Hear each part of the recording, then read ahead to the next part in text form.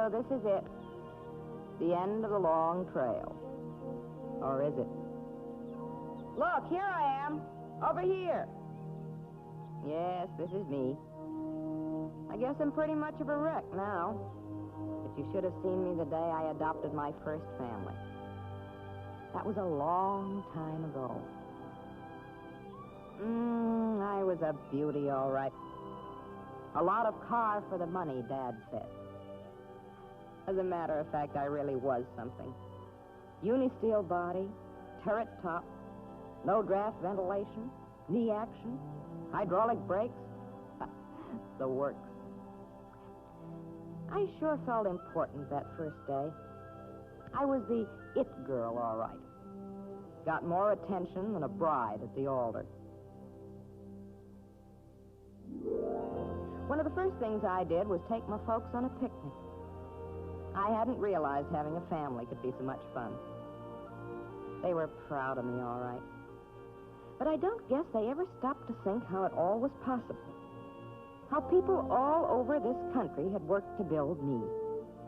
Mining copper in Montana and iron in the Mesabi, picking cotton down in Texas, rolling steel in Gary, cutting gears in Vermont, thousands of suppliers and uncounted suppliers to suppliers, layers on layers of them, all cooperating, working as an industrial team to produce me. I don't know. Maybe my owner worked for one of those companies, supplying some need generated by the demand for cars. Anyway, I knew that sooner or later there was going to be a change. Turned out to be sooner. When I was a little more than a year old, the folks stopped by a dealer's one Saturday afternoon on their way home from the store, just window shopping. Dad was sold on the new cars, but Uncle John thought it was, well, sort of sinful to stop using anything before it was worn out. They had an argument right out in the yard. Uncle John said, "There you go, trading in a practically new car. That's the trouble with us. In the old country, people make things last, maybe for generations. Getting rid of a car like that now is a waste, a wicked waste." Dad had the answer to that. You say it's a waste. I say baloney. When I get a new car, the old one will pass on to another fella who can't afford this year's model. And yet he'll get darn good transportation.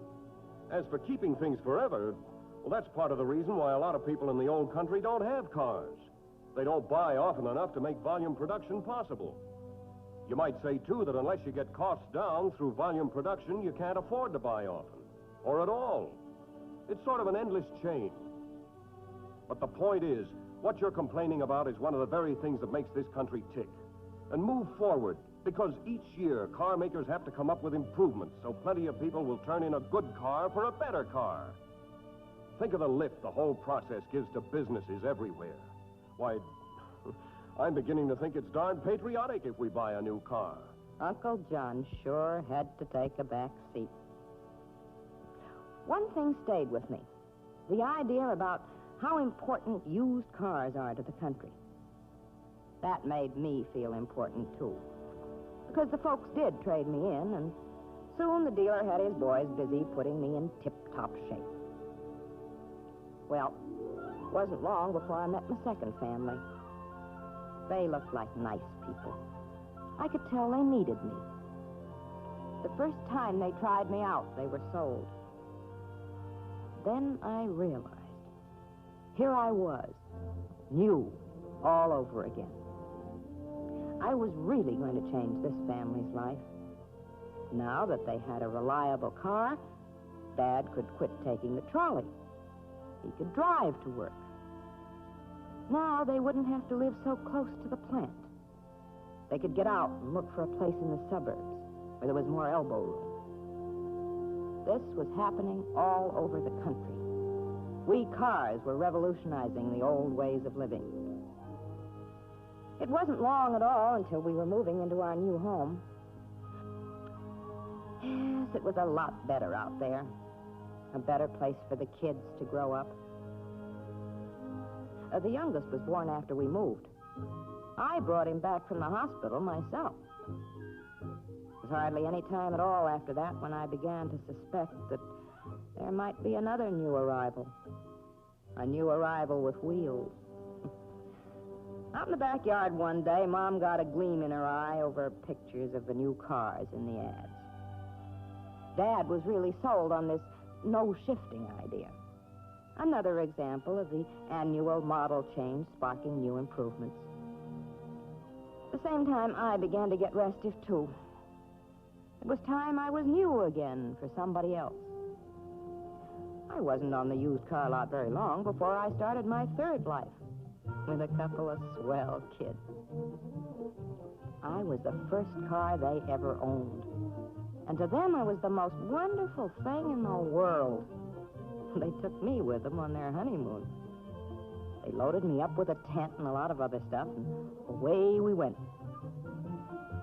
Oh, sure, I agree that a brand new car would have done better because it would have had more power to begin with and improved brakes. But I did all right. Sometimes we'd stop for a while. They'd set up the tent and go fishing and things like that. I smelled fresh-caught trout sizzling over a wood fire. Though to me, frankly, the aroma of ethyl gasoline is more appetizing. This was an experience that just a few years ago wouldn't have been possible for people like my two kids. But here they were, 1,000,000 miles from their everyday life in their very own rolling home. Then the young groom joined the Army, and I was new again for someone else. For the first time in my life, I became a second car.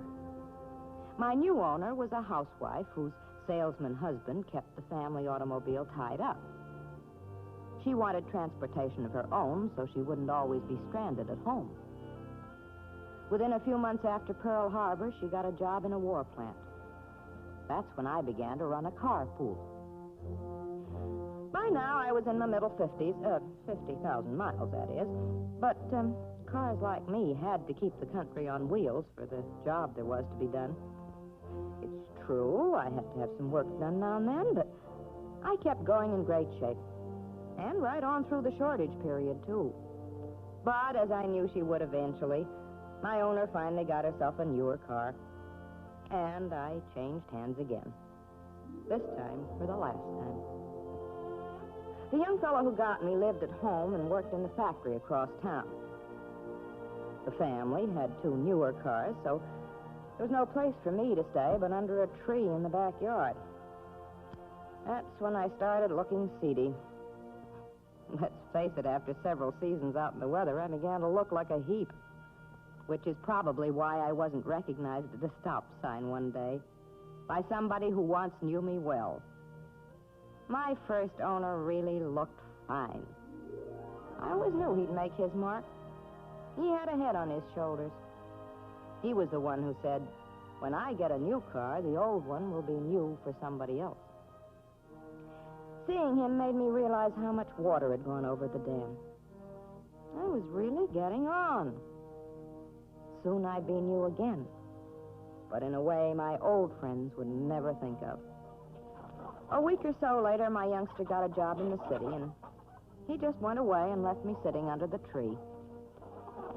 One evening, the wind came up. Next morning, I really was a sight. I said to myself, this is it. So here I am, junk. But the amazing part is, this isn't it. Instead, it's kind of like a new beginning. Old cars never die, really. They just melt away. The open hearts need lots of scrap to make good steel. And so the cycle goes on and on to produce such incomparable beauties as these from the brilliant new General Motors line for 1955. Chevrolet Bel Air Sport Coupe.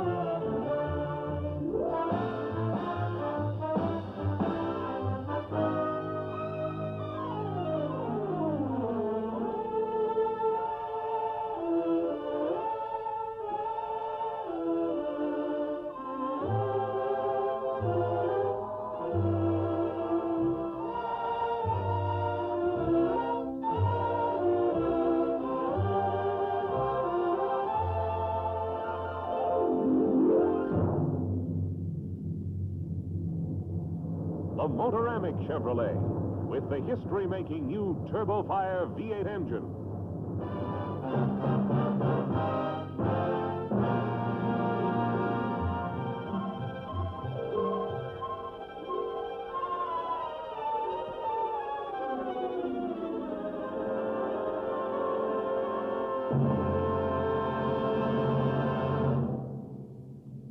The Pontiac Star Chief Custom Catalina.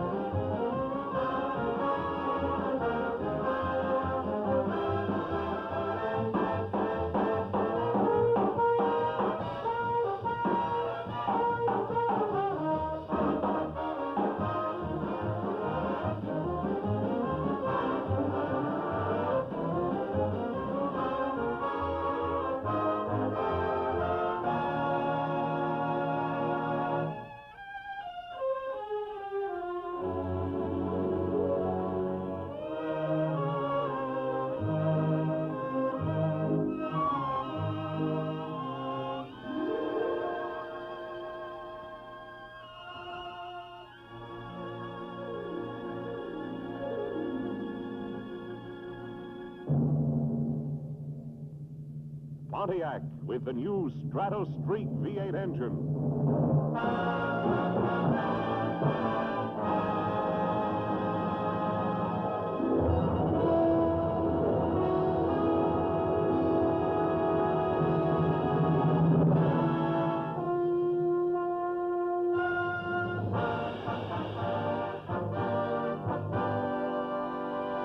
The Oldsmobile 98 Holiday.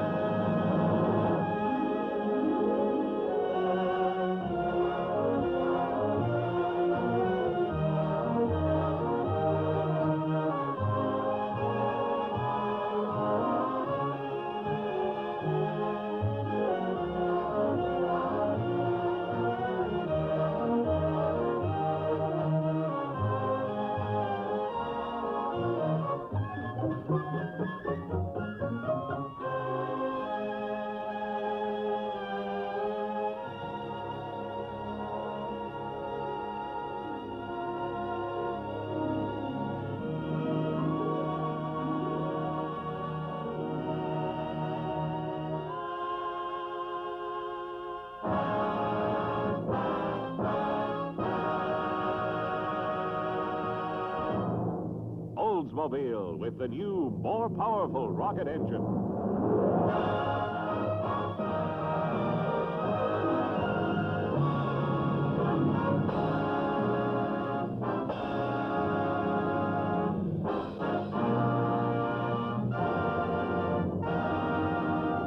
A Buick 4-door hardtop Riviera.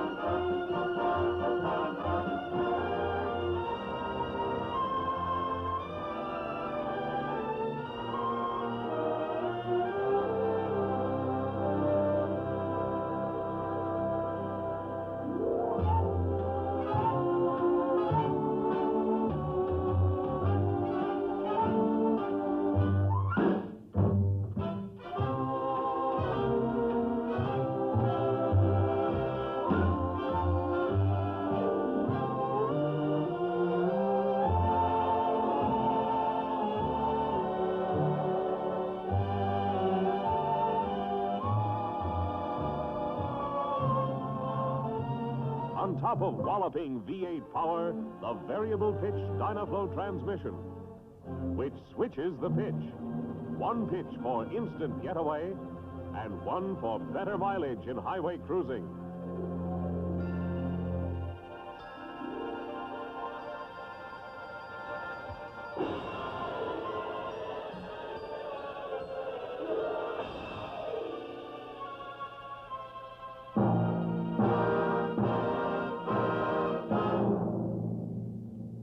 The Cadillac 60 Special.